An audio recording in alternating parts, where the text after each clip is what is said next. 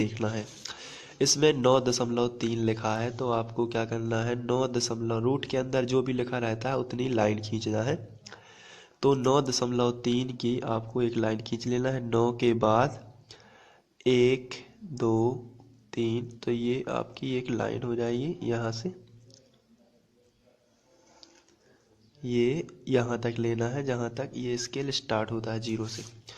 तो ये आपकी 9.3 की एक लाइन है जिसे आप ए बी नाम दे देते हैं।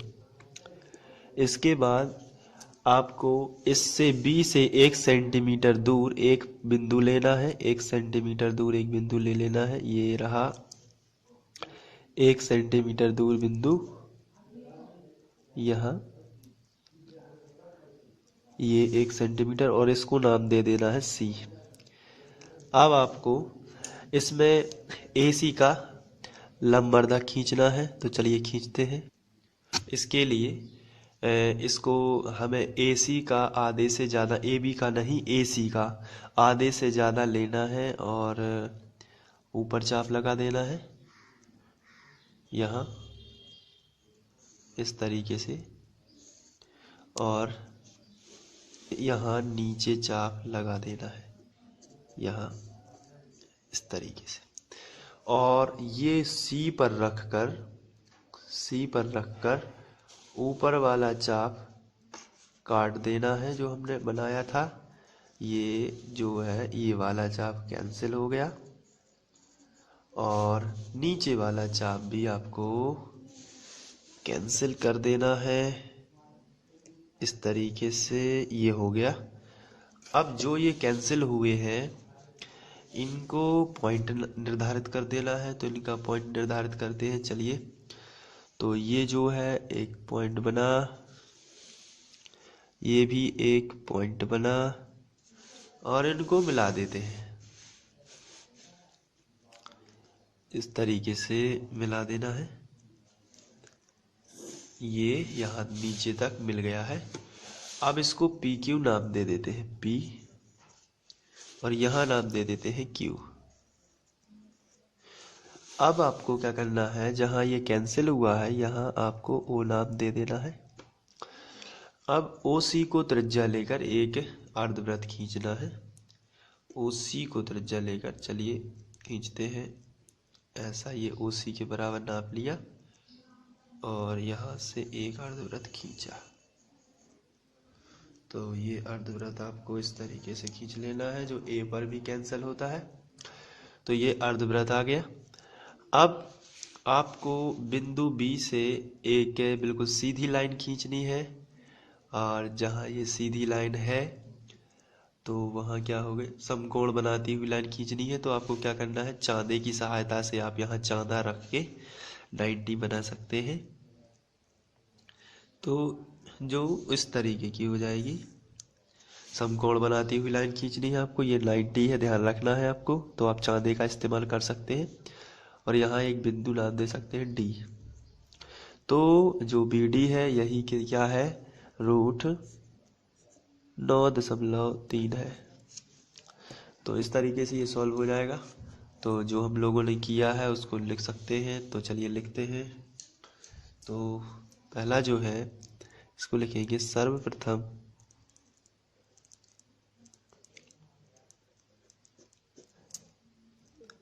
ये ए बी बराबर 9.3 सेंटीमीटर खींची। उसके बाद दूसरा पॉइंट है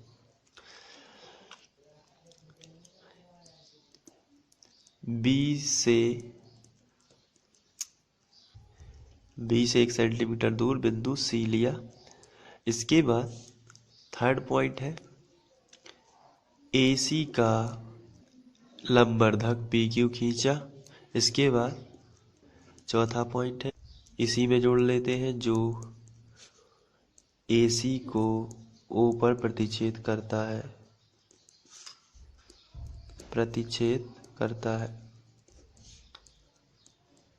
करता है। नेक्स्ट लेते हैं, ओ सी को त्रिज्या लेकर एक अर्धवृत्त बनाया। पांचवा, बी बिंदु पर चांदे की सहायता से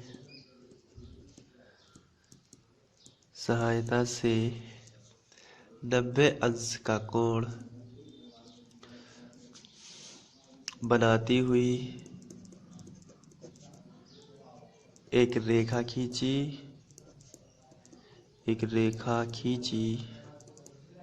जो डी पर अर्धवृत्त को काटती है। फिर इसके बाद लिख देना है BD बराबर √9.3। ये आपका आंसर हो जाएगा। तो इस हिसाब से आपको कर देना है, बहुत ही सिंपल है। चलिए बढ़ते हैं नेक्स्ट क्वेश्चन की तरफ। नेक्स्ट क्वेश्चन में दिया गया है निम्नलिखित के हरों का परिमेयकरण कीजिए। तो परिमेयकरण करना बहुत ही आसान होता है। आपको हर का परिमेयकरण करना है तो हर वाली संख्या दोहरा के लिखना है, और यदि चिन्ह लगा हुआ है तो चिन्ह बदल जाता है। देखिए कैसे। सबसे पहले आपने लिखा हल, और जो दिया है उसको लिख दिया करणी सा। फिर आपने लिखा हर का परिमेयीकरण करने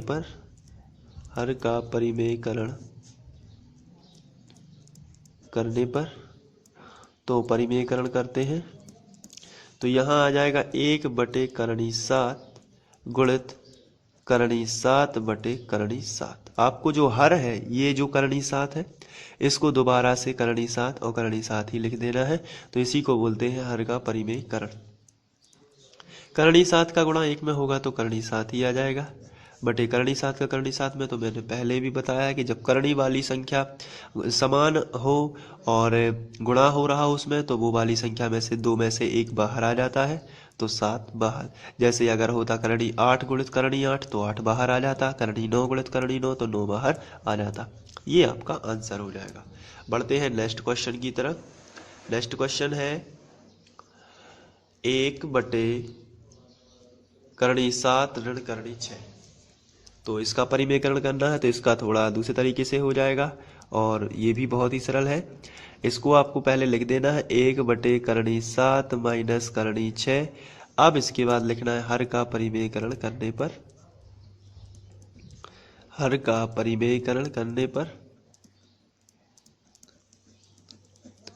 और हर के परिमेयकरण में आपको ये वाली संख्या दोहरा देनी है। जैसे 1/करणी 7 माइनस करणी 6, तो गुणा लगा के आपको यही करणी 7 पहले लिख देना है, और जो ऋण है इसका हो जाएगा धन। बस इतना आपको याद रखना है कि ऋण का क्या हो गया, धन। उसके बाद ये करणी 6 आपको ज्यों का त्यों बटे यही ऊपर वाला नीचे भी लिखना है, करणी 7 प्लस करणी 6, बस ज्यों का त्यों यही लिख देना है। और बस अब इसका गुणा कर देना है। चलिए गुणा करते हैं। करणी 7 प्लस करणी 6 का 1 में होगा तो उतना ही आएगा, करणी 7 प्लस करणी 6, और क्योंकि उतने एकम उतने ही होंगे, और बटे यहाँ आपको देखना है एक बार धन है एक बार ऋण है, तो सर्वसमीक्षा लग जाएगी a वर्ग ऋण b वर्ग की, तो 7 का वर्ग और करणी 6 का वर्ग हो जाएगा। तो करणी 7 का वर्ग और माइनस करणी 6 का वर्ग। और यदि आपको ऐसा नहीं आता है तो आप ऐसा कर दीजिए, करणी 7 का करणी 7 में तो 7 बाहर, और करणी 6 का करणी 6 में तो 6 बाहर, वैसे ही आएगा 7 माइनस 6। चलिए करते हैं। करणी 7 ऊपर का जो अंश है उसको अब ज्यों का त्यों लिखते हैं। करणी 7 का वर्ग है तो करणी 7 का वर्ग का मतलब होता है करणी 7 गुणित करणी 7, और इसमें से आ जाएगा 7 बाहर, तो यहाँ 7 बाहर। ऐसे ही करणी 6 में होना है तो ये 6 भी बाहर आ जाएगा। तो इसके बाद जो आंसर आएगा करणी 7 प्लस करणी 6, और बटे में 7 में से 6 चले जाएंगे तो आ जाएगा आंसर 1। तो ये आपका सॉल्व हो जाएगा इस तरीके से। तो बहुत ही सिंपल है हर का परिमेयकरण करना, और आप इसको अच्छे से समझ के कर लेना है। इसके बाद तीसरा क्वेश्चन दिया है 1/करणी 5 प्लस करणी 2। तो आपको इसको देखिए किस तरीके से सॉल्व कर देना है। तो आपको सबसे पहले लिख देना है 1/करणी 5 प्लस करणी 2। अब आपको चूंकि हर का परिमेयकरण करना है इसलिए आपको लिखना है हर का परिमेयकरण करने पर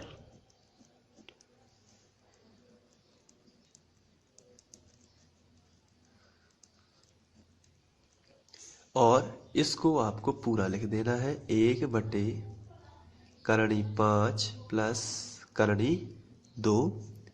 अब गुणा का चिन्ह लगा देना है। इसके बाद ये जो धन है इसका हो जाएगा ऋण, बाकी पूरी संख्या ज्यों की त्यों रहेगी। करणी 5 माइनस करणी 2, धन का हो गया ऋण, और जो ऊपर लिखा है उसी को नीचे ही लिख देना है, करणी 5 माइनस करणी 2।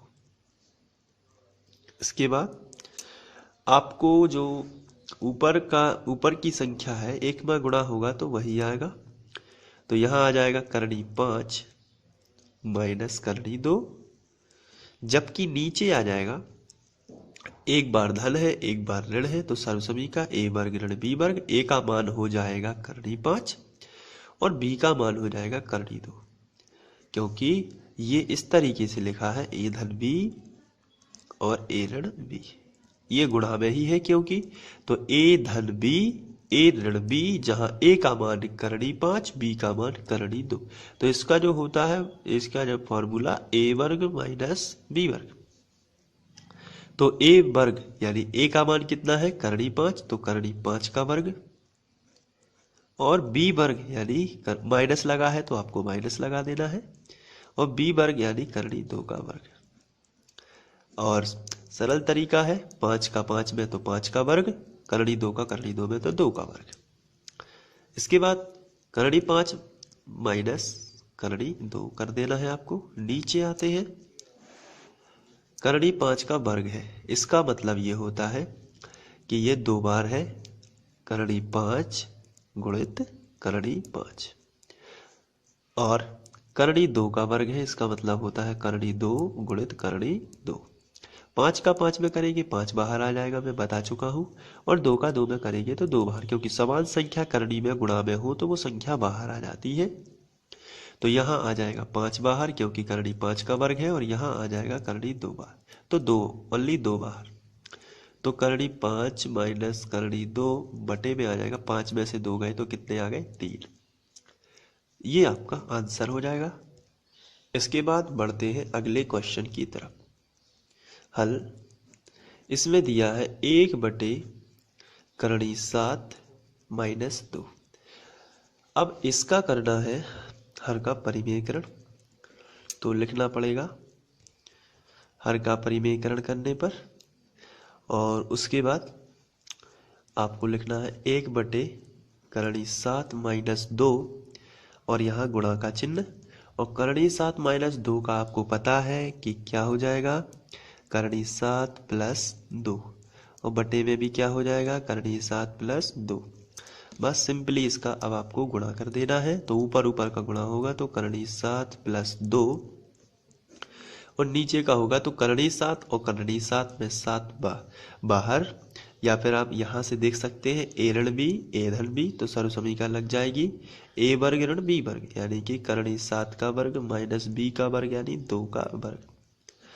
तो अब आगे बढ़ते हैं, तो ये आ जाएगा करणी 7 प्लस 2 बटे 7 का वर्ग हो जाएगा, करणी 7 का वर्ग है 7 बाहर और 2 का वर्ग 4, तो इसको आगे सॉल्व करेंगे तो ये हो जाएगा करणी 7 प्लस 2, ये ज्यों का त्यों, बटे 7 में से 4 चले जाएंगे तो आ जाएगा 3।